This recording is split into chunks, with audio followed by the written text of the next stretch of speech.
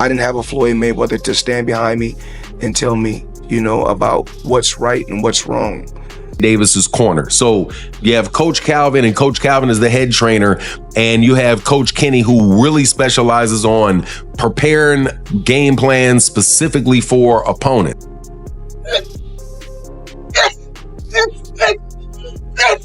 Gervonta Davis has reconnected with Mayweather ahead of his highly anticipated rematch. Against Lamont Roach, Floyd expressed his continued support and pride in Davis's journey. He referred to Davis as like a son to him and clarified he never takes it personally if Davis speaks his mind.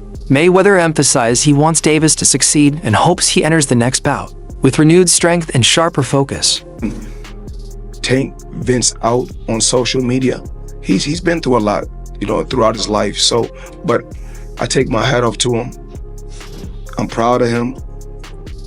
Saturday night we had a game plan, and a lot of times when he says certain things on social media, I say, he's to me, he's still a kid. And when I was that age, I probably would have did the same thing. I didn't have a Floyd Mayweather to stand behind me and tell me, about what's right and what's wrong.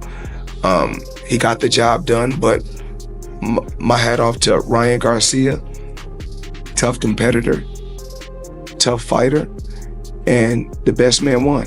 Fresh training footage out of Gervonta Davis's Las Vegas camp paints a picture of total dedication. As he gears up for the rematch, every element of sparring appears carefully planned. Analysts have highlighted improved stamina, refined movement, and intense drill engagement. Sources posting behind-the-scenes clips describe a focused Davis pushing limits. This isn't just routine, it reflects tactical transformation for a pivotal challenge.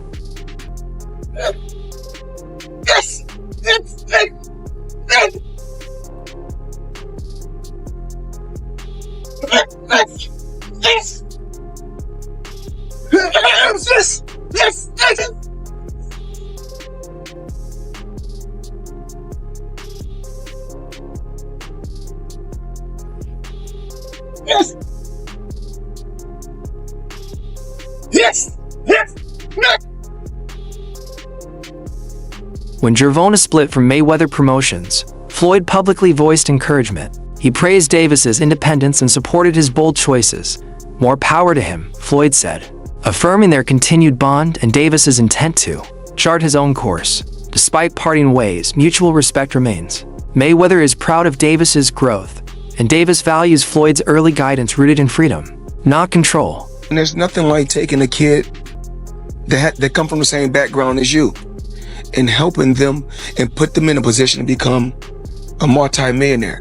You meet a kid, he come up to you for an autograph. You sign an autograph for him, then I tell him, in a few years when you get older, I'm gonna work with you and I'm gonna make you world champion someday. Years later, I started working with him, helped him, pushed him to be great. And if he feels like, his wings, he's grew wings where he can fly and become his own boss, more power to him. Mayweather still tracks Davis's career attentively, especially his place in pound-for-pound debates. Concerns surfaced that Davis's lack of P4P recognition stemmed from ties to Mayweather Promotions. Floyd responded, saying no boxer's talent should be judged by their affiliation. His support now acts as a call for fair treatment, reinforcing Davis's value and extending his mentorship into the wider perception of boxing. When is Gervonta Davis going to go somewhere in the pound for pound? Anui deserve to be in the pound for pound? Absolutely. Do Terrence Crawford deserve to be in the pound for pound? Absolutely. But what about Gervonta Tank Davis? He deserved to be somewhere also in the pound for pound. Why don't they give him that credit? Because he was affiliated with me. To avoid any chances of missteps, Davis has taken full control of his training camp, bringing back his original support crew. He's reuniting with familiar coaches and team members from past triumphs. This calculated move includes key sparring figures, fitness experts, and tactical specialists who know him best. Together, they've corrected old flaws through focused routines, sharpening every area to ensure total readiness. Was anybody else who is a Tank Gervonta Davis fan nervous watching that fight last night? I was nervous after probably the third round. I was like, yeah, I don't know about this. Here's the thing. I think we all know Tank didn't take this fight as serious as he should have. In the post-fight press conference, he said he didn't know what round it was. He said he lost track of the rounds. Like, that's not like him to do that. But I think he went in with the same game plan he typically does, where he just like wears these guys down and then kind of bakes them into just a crazy uppercut counter. And if you saw in the 11th and 12th round, he was going for it, but he couldn't connect it because this Lamont Roach guy, he's fast, he's quick. And as a Baltimore native, I wanted Tank to win. I want him to win. The whole Be More DC thing, I wanted him to win. I don't know if y'all saw when Tank was getting his hands wrapped, he was yawning. Like, he didn't take it serious. But one silver lining is that he's probably not retiring now. He's got to take that rematch. And here's the thing, when he takes that rematch, when they do fight again, this fight, Tank's going to win this handily. He'll probably win it in like the 7th or 8th. But yeah, it wasn't a draw. Tank lost that fight. Yeah, he took a knee. Strategically, he took a knee. But he took a knee.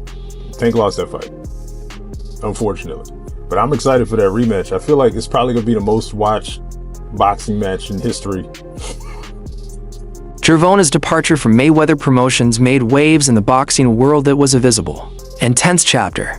Davis sought independence while Floyd favored order.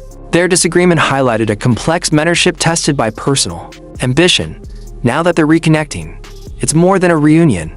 It's a mature understanding. Many see it not as regret, but as growth and strategic partnership reborn. And I expect to get respect by letting me speak. Thank you. Floyd, I want to switch gears real quick, man. Gervonta said, I'm not signed to a single soul. So is Tank now a free agent, or is he still signed with Mayweather Promotions? Well, this is the Mayweather Deji press conference. So I'm here to talk about Dubai. I'm here to talk about entertaining the people, having fun. And I'm not here to talk disrespectful or bad about any fighter. They say America is the land of the free. So we live, we love, and we keep striving each and every day. That's what life is about. Davis has reunited with his longtime trainer Calvin Ford, a partnership forged through mutual respect, trust, and discipline. Ford played a key role during Davis's rise and now brings that same winning formula back into the corner with years of understanding Davis's strengths, personality, and fight instincts. Ford provides familiarity and guidance, a voice that offers grounding and championship clarity. He's 100% correct. Personally, I had Gervonta Davis up a round. Because whenever you have rounds where nobody's doing anything, I'm not just going to do what most people do, and especially people that don't like Gervonta Davis, which is just give the round to the other guy because Gervonta Davis didn't manage to knock him out that round. Okay, so this is Gary Russell Jr. clearly saying, man, no, I don't think Lamont Roach won that fight. You also had Al Bernstein, and Al Bernstein, I'm telling you, is a very, very straight, fair guy. Who I don't know if he was on that call, but he used to work with Showtime. I don't know if he was on there. I don't recall if I heard him. I think it was Rolly Ronaldo that was calling it. But Al Bernstein, who was a very, very objective person, said, hey, look, no, sorry to break it to you, but Gervonta Davis won that fight. Yeah, Lamont Roach put up a really good fight, but Lamont Roach was not dynamic. He did not do anything to really separate himself from Gervonta Davis. He just kept it equal. He just tried to keep it even the entire fight. And that's not enough, again, to take the belt from the champion. Now, I do want to say that the people that thought that Lamont Roach won, I don't have any problem with that. I really don't have a problem with it at all. I personally, again, had a point for Gervonta Davis, but I can see how those swing rounds really could go, depending on who's looking at it, really could go different ways, right? Kenny Ellis adds critical depth to camp preparations. A sharp strategist, Ellis focuses on refining technical skills and boosting consistency. His coaching style stresses adaptability and strategic shifts during each round. On fight night, he'll be vital tracking Roach's tactics, adjusting Davis's angles, and managing pivots in real time. Combined with Ford, this duo balances chemistry with precise analytical expertise. Think about the fact that, that Lamont Roach was seen at a basketball game chugging a beer. And I would have added to the question that you see Lamont Roach out giving a bunch of interviews, doing the interview circuit, right? Kind of being a little bit out of character leading into the rematch. Do you think, and this is what Mill City asked, do you think that is something you guys are taking in consideration in preparation for the fight. And what Kenny Ellis said was, look, man, we're not falling for the banana in the tailpipe. We know what Lamont Roach brings to the table, and he says that Lamont Roach is we're not believing that he's out there drinking or blowing up a bunch of weight and all of that. You know, he says what most people say, hey, we're going to prepare for the best version of Lamont Roach that is going to that'll come for us. But the way that he saw the fight coming out was he said he sees it like the fight before, a lot of really crisp shots landing. On the other side, Lamont Roach is treating this rematch with sharp intent. He's acknowledged Davis's punch power and recognized that their first clash revealed flaws in his execution. Roach's team is now locked in deep film study, reviewing countless hours and drilling defensive counters, treating this bout as a clean slate. Roach has chosen to evolve rather than rely on past moments. How many rematches have you fought? 0. What do you have to do to create enough separation where this don't happen again? Whew, it's a good question. It's going to be based on my training camp. I have to push myself a little harder if that didn't get me the win. And I have room. I definitely have room. I'm not going to lie, I have room. You believe you fought the best Gervonta, or do you think he got some more gears? 100% for a fact. I think he might have some more gears, but I fought the best Gervonta that night. I don't want people to get it misconstrued or whatever the case may be. He's a hell of a fighter. Hell of an IQ, great punching power. Good speed, and a really good boxing ability. A lot of people underrate that. Don't think because of what I did, y'all think y'all can just go in there and think y'all can have the same night, you know what I'm saying, or do the same thing. He still will go upside your head and crack you, and you know what I'm saying, you might end up on the floor. Everybody not built the same, and that's what people get it messed up. He did a whole lot of things that was good in that fight, a whole lot. And I'm telling you right now, if he wasn't as good of a fighter as he was, that would have been, you know what I'm saying, I would have steamrolled him. Don't get that misconstrued. He's still the guy he is. It's just he ran into a guy that's on the same level. Industry insiders have pointed to one small but key factor. Davis's stumble in the first fight may not have been a true knockdown. It was reportedly caused by irritation from hair products, affecting his eyes. That detail changes perception, casting the moment as a freak occurrence. For Davis's team, it's a lesson. By refining the details, avoiding distractions, and tweaking the game plan, they believe the original strategy remains valid. It just needs flawless execution. He got a good chin. Oh, he got a good chin. If you got a good chin, okay, let's go ahead. Let's touch this. The chin ain't the only thing that can get you out of there. There's other things you can do and then go back to the chin. I won't go into details, but I look at shit different from a lot of people, man. You know what I'm saying? You got a fighter that listen, he's gonna be a hell of a fighter if he listens to what I tell him. You know, all fighters don't listen because some missions you put them on, you gotta walk through hell to get it done, and every fighter is not willing to walk through hell. You know what I mean? But the chin is not the only thing to get a fight out of it, and the body's not the only thing to get a fight out of there. It's other shit too, you know. You gotta hurt. I believe in hurting them. You can hurt. You gotta hurt them to get it started, you know. PD, thank you for the $2. People were surprised by Roach and Tank. What do you think the biggest surprise was in the fight? It wasn't a surprise because we know Roach. It wasn't a surprise. Roach can fight. A lot of people think because a person is not popular, they don't exist. There's fighters out there that can rumble. They just got to get the opportunity, you know? Jeff Mayweather shared his reaction to the fight's outcome, calling the draw surprising, but not unjustified. He backed Davis, framing the result as an off night rather than any loss of skill. While giving Roach credit for grit, Jeff emphasized that Davis's dominance now faces questions. His remarks reflect a mix of loyalty and honesty, setting realistic expectations for Davis's bounce back. Jeff Mayweather here, the Mayweather Boxing Club. How are you doing, sir? Okay. You don't look okay. No, well, I am. All right, well, we got this potential rematch everybody wants to see, Tank Davis versus Lamont Roach. First of all, are you surprised that everybody's wanting to see a rematch between these two? Because no one expected it to be a close fight in the first place. That much is true. And me, myself, I mean, I'm a big Tank fan. And I was shocked. I was shocked at the outcome of the fight. Who did you have winning the fight? I had Roach winning the fight. Yeah. Do you consider robbery, or do you lean Roach and are cool with the draw? I wouldn't say it was a robbery. I mean, the fight was close. But if I was a judge, I would have gave Roach the fight. All right. Well, talking about this rematch,